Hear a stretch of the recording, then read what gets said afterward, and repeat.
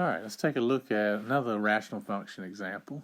Now here in example C, we've got a function g of x equal to 4x minus 8 over 2x plus 4.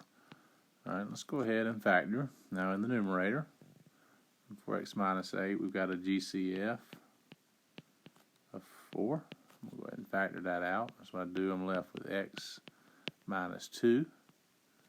And the denominator, I've got a GCF of 2. I'll go ahead and factor it. That's 2 times x plus 2. Now nothing cancels out. No common factors.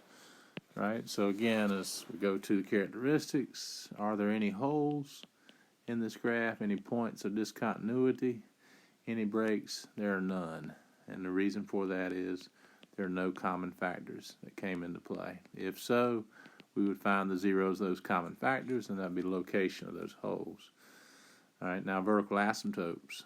So remember, vertical asymptotes come from the zeros of the denominator polynomial. So after you reduced it, right, we want to find those undefined values, those zeros in the denominator polynomial, which, as we look at the denominator, right, we're looking at one remaining factor. That factor being x plus 2, right? X plus 2 equals 0 and x equals negative 2. So that means the vertical asymptote occurs at x equal to negative 2. So we'll have a break in our graph at negative 2 on the x-axis. So that's an undefined location. All right, let's go to a horizontal asymptote. So we can add to that information any. And with horizontal asymptotes, and remember, we're going to be comparing the degrees of the two polynomials that we're dividing. All right, so remember, with that said, numerator degree, I'm going to let that be n. And this is a linear polynomial. This is a degree 1 polynomial. And the denominator, we have also, we'll let that be m, a linear, another degree 1 polynomial. So that implies n equals m. So remember, two cases. N less than m, it flattens out at y equals 0, the x-axis. N equal to m, y equal to the ratio of the leading coefficients. In this example, leading coefficients are 4 and 2. So that's equal to 2. So y equal 2 will be a horizontal asymptote for this graph. So with that said, we've got our horizontal asymptote. All right, let's go ahead and look at a sketch here. Let's start to build in this graph. So we build our x and our y-axis at x equal to negative 2. Again, we have a vertical. I'm going to draw that in at blue. Right over here is negative 2 on the x-axis. Drawing that imaginary vertical line for that vertical asymptote at x equal negative 2. And then y equal to 2. Let's go ahead and draw in that imaginary horizontal line. So we draw in this horizontal asymptote here at y equal to 2. So again, remember, they're like magnets. Our graph will flatten out at those locations, get closer and closer to them. With that said, we do need to talk about, while we have it, let's go ahead and talk about domain. We forgot to mention domain up here. Now, domain ties in directly with our holes and our vertical asymptotes. They're all the real number values of x that satisfy our function. So our undefined values, the only one we have are the vertical asymptote at negative 2.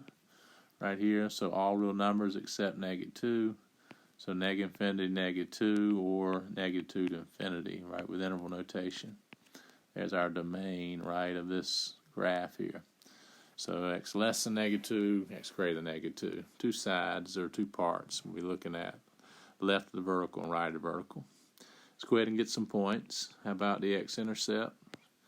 All right, our x-intercepts are looking at when our function, right, equals 0. So when our graph's sitting on the x-axis. So when does this function equal 0? When does 4x minus 8 over 2x plus 4 equal 0?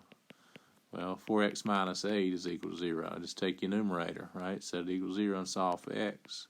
Of course, if you're looking at your factored form, we had the factor of x minus 2, right, which has a 0, 2. So remember, it's the 0 of your numerator. And that's x equal 2. So we'll have x-intercept at the point 2, 0. So 2, 0 is a point on this graph. Let's go plot that. So over here at 2 on the x-axis, our graph will pass through that point. Let's add to it, how about a y-intercept? Do we have a y-intercept point? Well, to find that, we're going to let x be 0. What does f of 0 equal? So that would be 4 times 0 minus 8. Out goes x, in comes 0.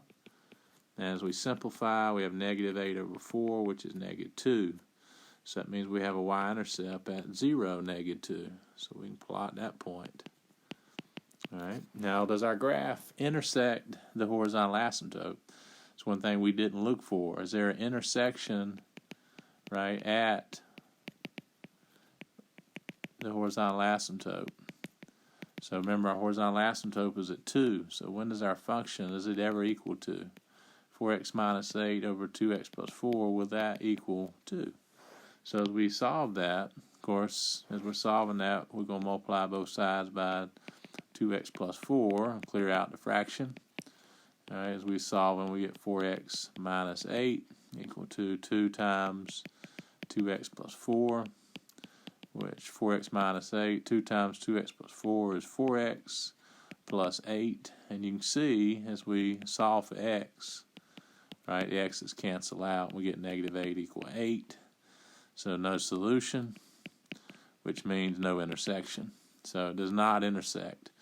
So no intersection, right, as we're looking at the horizontal asymptote. So we'll approach it, get closer and closer to it. So you can go ahead and graph in, right, on here on the left side, well, or over here on the right side. We know it's going to go vertical at negative 2.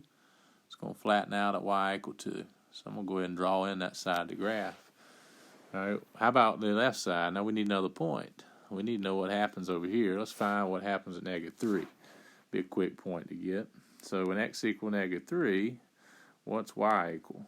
So let's find out that value. So f negative 3, that's 4 times negative 3 minus 8 over 2 times negative 3 plus 4.